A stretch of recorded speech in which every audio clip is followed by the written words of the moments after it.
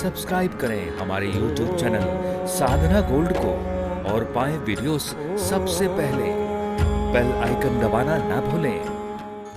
एक बार वामन भगवान आए राजा बलि की रक्षा करने के लिए। राजा बलि ने 99 यज्ञ पूरे कर लिए। 100वां यज्ञ पूरा हो जाएगा तो राजा बलि इंद्र बन जाएंगे।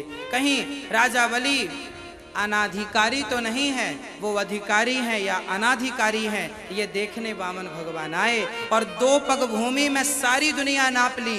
दान लिया था 3 पग का, अब तीसरा पग कहाँ रखें। राजा बलि से कहा, राजन तुमने 3 पग भूमि का दान दिया है और आपने तो 2 पग में ही मैंने सारा नाप लिया, बोलो तीसरा पग कहाँ रखें। राजा बलि ने कह दिया, सरकार मैंने अभी तक अपनी दौलत आपको दी है, आपने मेरी संपत्ति नापी है, अब मुझे नाप लीजिए।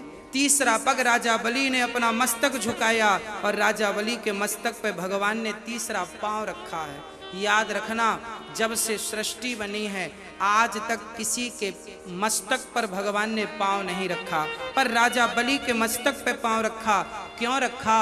क्योंकि राजा बलि ने भगवान को समर्पण कर दिया, सब कुछ दे दिया जो था। वामन भगवान ने गरुण जी को बुलाकर, जानते हो, राजा बलि को खूब पिटवाया है।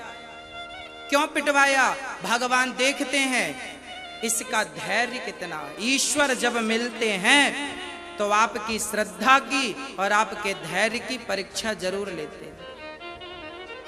जब पिटवाया तो किसी ने कहा, राजन जब राजा बलि पिटने लगे ना तब वहां प्रहलाद जी प्रकट हो गए। ये प्रहलाद जी का ही वंश है।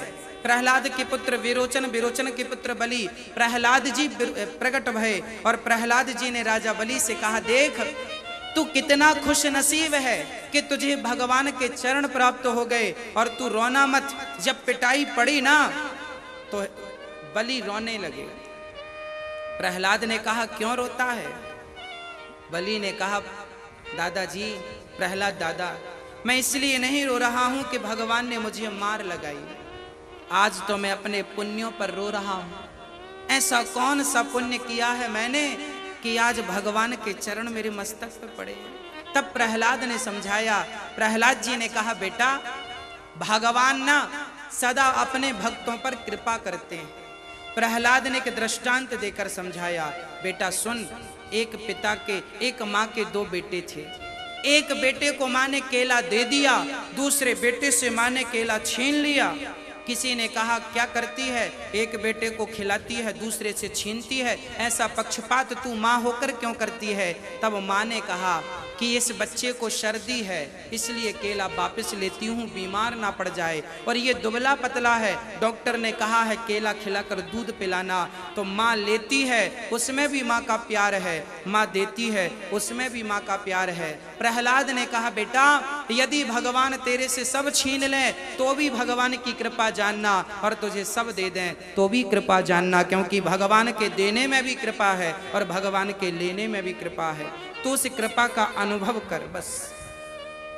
राजा बलि को भगवान ने कहा, राजन वाह, मैं तेरे त्याग, तेरी भक्ति, तेरी आस्था से प्रसन्न हुआ, मैं क्या दे दूं तुझे। तब राजा बलि ने कहा, आप ये जो वामन बनकर आए हैं, आपकी छवि मुझे बड़ी प्यारी लगी, आपका ये दर्शन मैं करता रहूं, बस मुझे यही वरदान दो। और राजा बलि ने वामन भगवान को अपना इष्ट मान लिया, द्वार पर खड़ा कर लिया।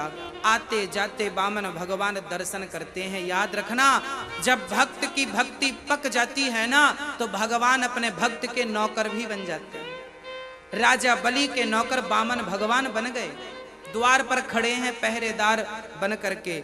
जब लक्ष्मी जी आई और राजा बलि के कलाई पर राखी बांधी, तब राजा बलि ने अपने बहन को तोहफे में भगवान समर्पित कर दिया और लक्ष्मी नारायण को लेकर चली। अर्थात भगवान राजा बलि के प्रेम को देखकर बिक गए। हाँ भक्तों, भगवान भी बिकाऊ हैं, कोई खरीदने वाला तो हो। प्रहलाद जी और विरोचन पुत्र बलि ने भगवान को खरीद लिया, प्रेम के कारण वो बिक गए। एक बार अगले मनवंतर में भगवान राजा बलि को इंद्र बनाएंगे, उसकी इच्छा इंद्र बनने की है, भगवान ये इच्छा जरूर पूरी करेंगे।